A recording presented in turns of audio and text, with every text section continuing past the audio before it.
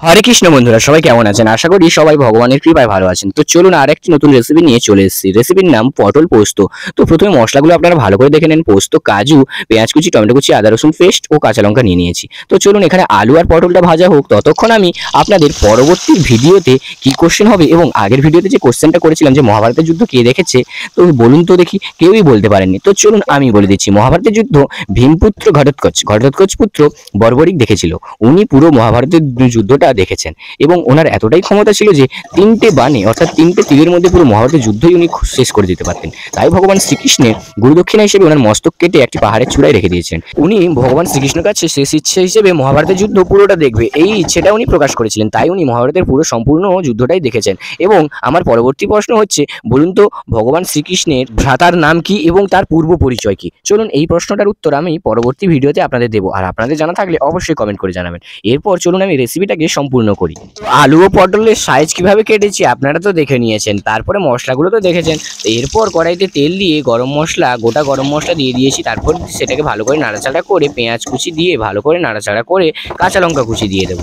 এগুলোকে ভালো করে কষিয়ে নিতে হবে তেলের সাহায্যে। পেঁয়াজের কালারটা হালকা লাল হয়ে গেলে এরপর আমরা কেটে রাখা টমেটো কুচি এর মধ্যে অ্যাড করে দেবো। টমেটো কুচি অ্যাড করে ভালো করে মশলাটাকে নাড়াচাড়া করবো। হ্যাঁ, গোটা গরম মশলায় ছিল তেজপাতা, দারুচিনি, এলাচ, লবঙ্গ, গোটা জিরে ও শুকনো লঙ্কা।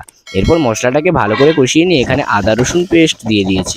অল্প আদা রসুন পেস্ট দিয়ে মশলাটাকে আবারও ভালো করে আমরা কষিয়ে নিয়ে এর মধ্যে দিয়ে দেবো হলুদ গুঁড়ো। পরিমাণ মতো হলুদ গুঁড়ো দেওয়ার পর এতে অ্যাড করে দেবো পরিমাণ মতো লঙ্কা, জিরে, লবণ ও ধনে গুঁড়ো। তো মশলাটাকে ভালো করে কষিয়ে নিয়ে পরিমাণ মতো মশলাগুলো আমরা অ্যাড করে দিচ্ছি।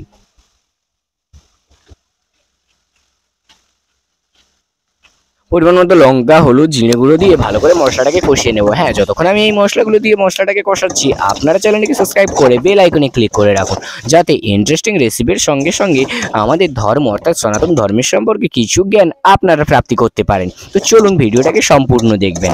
ভালো করে মশলাটিকে কষিয়ে নেওয়ার পর এরপর আমাদের বেটে রাখা কাজু ও পোস্তটা এর মধ্যে অ্যাড করে দেবো।